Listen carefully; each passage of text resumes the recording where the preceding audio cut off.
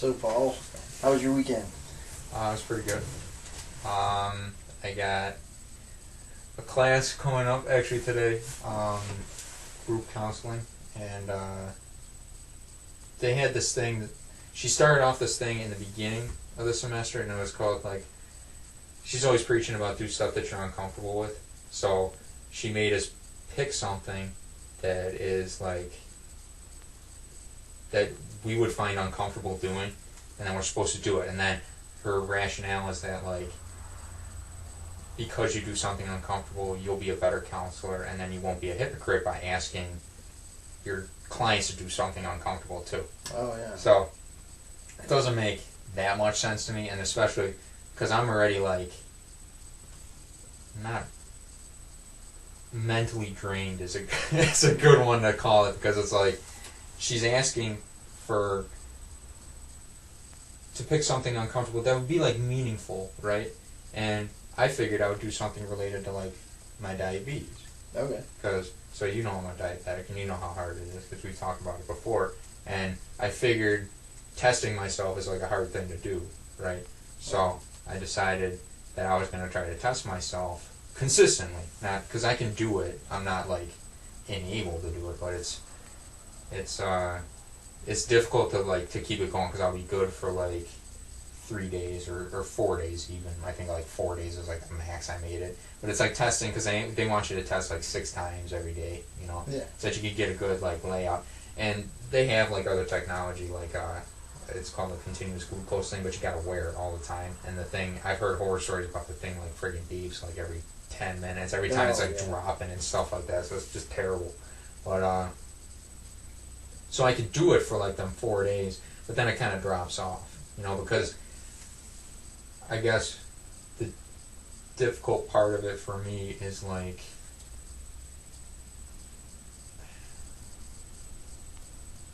it's almost like when I'm because I don't see it, it's not something tangible I can see. It's just when it just pops up, it's just a number for me, you know. And if I can feel it. I'm pretty good at feeling it. Like when I start feeling kind of crappy, it's like I know, hey, you should probably get a shot. And granted, I don't have the number, because the number helps with the calculations, right? So they give you like you do the math, and then you know, well, I'm supposed to give such and such amount for how crappy I feel, you know. Yeah. And I'm good at eyeballing it, so I don't see the point in doing it. No matter how much the doctors tell me it's important, I think in my head I can make it, you know, because maybe it's probably, I know it is probably worked in my head, but it's like if I can eyeball it enough, I don't need to do it, you know. And I have that warped sense that I can survive, you know, that I'm good enough at feeling it out, you know. Like right. I must think like I'm some sort of like clairvoyant or something like that, where I can like feel it out, you know. But no, anyway, but you know your body too. Yeah, I think I know my body, because there's some days where it's like, wow, it's really good, but then there's days like when I go biking or go to the gym, and it's like I would give the shot, and probably in my head I know the shot doesn't cover for what I did, but it's like the running, the weightlifting, like everything else, and then I come out of the gym and it's like, wow, I must be a really good diabetic. I really had it spot on the doing the dose, right? So, but it's everything else. How does it make you feel when you're not spot on? I mean, because I'm getting are you talking physically or mentally? Because physically, it's like either or. Well, like physically, I feel better just because that's what your body wants, is the insulin, so it comes, you know. Oh yeah. So it's like it's coming down, so you feel good anyway, even though the number's still high, because it could be at like 300 and come down to like 200, and it's still a crappy number, but it's like you feel better because you were, you know. Oh yeah. But I mean, mentally, that's like a whole different thing. But is it worse, or mentally, it's like there's a lot of times I get like anxious, and it's sometimes I know it's the diabetes, other times I don't know if it's because there's so many different ways to feel anxious. I don't know if it's the diabetes or me just actually being anxious just as like a normal person, you know. Well, for the what you think is the diabetes, what kind of anxious is that? It's pretty much the same. It's just like like just an overall apprehension. I get like real paranoid and stuff like that. Not so much depressed anymore. I think the depression was something else because it's because it didn't matter what the level was. I was just always sad. Like even when I was testing like earlier, like when the doctors used their scare tactics enough to like make me test myself, and I had actually levels. It's like I would still feel sad whether it was normal or not. We talked about that in the past too, where you got diagnosed with the diabetes at that crucial level where 15, you're supposed to be infallible and Superman until you're in college, and you got hit right then, so the depression came on. Yeah. It took a while to move forward, but you did move forward. Now you're feeling better and you're in school. I think, man, we got off topic because I was going to talk about the group counseling crap. But anyway, this is more important anyway. But it's this is building up to it anyway. But it's just I feel like from the diabetes, I didn't, because you didn't know me before I had the diabetes. No. So it's like, when I was younger, I didn't have what I like to call like a voice or anything. Like I was like a real timid kid and stuff like that. And now, like you see me now. I mean, when I talk and stuff like that, it's like I don't care. It's almost like I joke around when I say like, "Hey, I'm on borrowed time." It's like I feel like that almost like pushed me towards like just open up your mouth and say what you got to say, because it's like you are on borrowed time. It's like, or like I feel like it. Yeah. I don't know. I think it's going to take some time before you move past that point. Yeah. Well, people tell me like, "Hey, John, get over it. It's been 7 years," but it's like, dude, blow it out your ass. It's like it's me. I can mourn for as long as I want, or whatever. It's not mourning. It's just like I don't have to accept it. I can just be like, whatever. So back to the group counseling. Yeah. So anyway, I decided to pick the thing about the group counseling, right? Right. And then I'm hearing like other kids talking about what they're gonna do, especially in my group. Like the one girl, and this is the same girl that was crying in the other group counseling, where I didn't want to say anything because it's like I didn't really have an opinion or something. Like my opinion was not consoling at all. I told you about that, but it's an awkward situation for a lot of people. Yeah, I could have said something like, "Hey, I feel sorry," but she was like, and other people were weighing in too, but that's neither here nor there. But I'm hearing the people, and the same girl was like, "Maybe I should jump out of a plane or something like that." And it's like, oh, okay, that would be like, I'd be crapping my pants if it's like jumping out of a plane, Right. It's like, okay, so whatever, and then the next dude or girl, I don't know, someone next to me, I don't remember who it was, but they're like, "I'm gonna eat the suicide wings at Duff's," and it's like, y'all are treating this like a joke. That's like what I'm thinking in my head. Like it's just a giant joke for you guys, And it's like, and I'm actually trying to think of something worthwhile that would help me, like, because if I ever got a diabetic client, I'd be like, and I'm like I am now, I'd be like, well, I can't, like, what am I gonna do? Preach to you how important it is when I don't do it myself? Yeah. It's like whatever. But let me make sure. Yeah. So you are you feeling frustrated? It was over they don't have the same focus that you do. Yeah, it's incredibly frustrating when you see, like, I have nothing, no camera or recorder to substantiate this, but when you see them like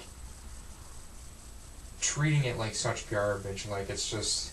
But yet, when the teacher's there, like when the teacher comes and visits the group, all of a sudden they're like great people, and they're great counselors and stuff like that. And it's like, I love everybody, and I'm going to do something that's really challenges me as a person. And it's like, eating hot stuff really doesn't. It challenges your taste bud, your capacity for hot peppers. It's like, okay. So when you hear this lack of focus, how does that make you? You just want to? It pisses me off quite a bit. It's just like, why are you here? Because, like, I've told you before that, like, the teachers and the people there, from how I talk and, like, how I'll challenge stuff that they say, because I don't want to take anything on faith. Like, you got to test it, right? And I'll ask these people questions, and they look at me like I shouldn't be there or something, like I'm stupid or something. And it's like I'm not. I want to learn something worthwhile, you know. But the thing that bothered me the most when she is the teacher came by, and everyone was talking about suicide wings and jumping off planes and stuff like that. And then she comes and she asked me directly what I plan to do, and I told her flat out, and I said I plan on testing my blood sugar, and she gave me the same look that I just said, like I was stupid or something, and like this is the worst thing ever. And yeah, like you didn't have justification for your...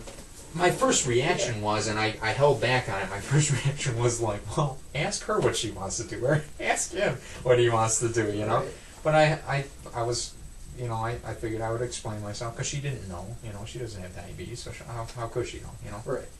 So I started saying, well, I don't test myself, and I don't find it applicable to me. It's just things of that nature. I'm trying to explain to her why it would be challenging me, you know. Mm-hmm. And I don't know the future, but it's like if I did make it to the 5th or 6th day, I don't know how it would feel, you know. So I did that, and she kept like grilling me for, like, why would you do that? That doesn't make sense. I don't understand. Like, as if it defied her own logic of why, like, someone wouldn't want to do it. It's like, I think of it like someone with cancer who doesn't want to go to chemo, right? And it's like, well, why? It doesn't. It'll help you. It'll help you as a person. And like they can't wrap their minds around it. But if you were in that situation, like I can understand. Listen, if you want to go to chemo, I don't like going to my doctor. You know, it's like if you don't want to go to your thing, that's okay too. You know. So I was getting irate after a while because it's like you're gonna sit there and grill me. There's other people in the group who probably need your feedback more than I do, you know, because it's like they're not coming up with anything useful, you know, in my eyes they weren't coming up with anything useful, and she said to me, you mind your tone, and that really like set me off, because it was just further like perpetuating just that crap, you know, where it's like it doesn't matter as long as you play ball. It felt like it almost felt like the message I got from it was like, you're not playing ball, you need to come up with something that I can understand. Well, you know? What could you do, anything you think of, what can you do to change that situation? Do you think you talk to the teacher, or, I know it's a pain, especially sit down and talk with somebody about a situation like this. Yeah. I don't think I could talk to her because she just seems so far removed from counseling in general. It feels like she's getting paid on the side just to be there, you know? Like she's not making enough money doing what she's doing, so she needs like a side gig or something. Because I'm not actually learning anything about group counseling. I'm learning more about group counseling from you, and from reading the book, and from like watching, you know? Say maybe she's never encountered somebody that had such a dealing with diabetes, and maybe you can enlighten her by writing a paper if you don't want to talk down or sit down and talk to her. Yeah, it was just because I've talked about like how to deal with the situation, not just with this situation, but like other situations where it's like I feel like I'm not getting anything out of school, and they're like, well, some people are saying, well, you should just play ball, others are saying you should lie out your ass, and stuff like that, and it's like I shouldn't have to lie at this level of my working towards my career and stuff like that, you know. You shouldn't have to, and it's like I feel like it's more than, because when we were in undergrad together, it's like it was good. Like you didn't have to lie about nothing, you know. Sure, I took like meditation to fill credit, but it's like even that helped more than the friggin' group counseling, you know. Yeah. I don't know. It's like. But in a perfect world, and you had the same situation, what would you do if you could do anything you wanted? If I could do anything I wanted? Yeah. As far as this group class goes? Yeah. That's a hard one. Because I could think of like the overall one and be like, and I've told you this before, is just like pay the $20,000, get the paper, and work for the rest of my life. That's a perfect, you know. Yeah, okay. Because it's like, but I guess in the group counseling, she would be, the exercise wouldn't exist. Yeah. That would be the perfect scenario, because most of these exercises feel pointless.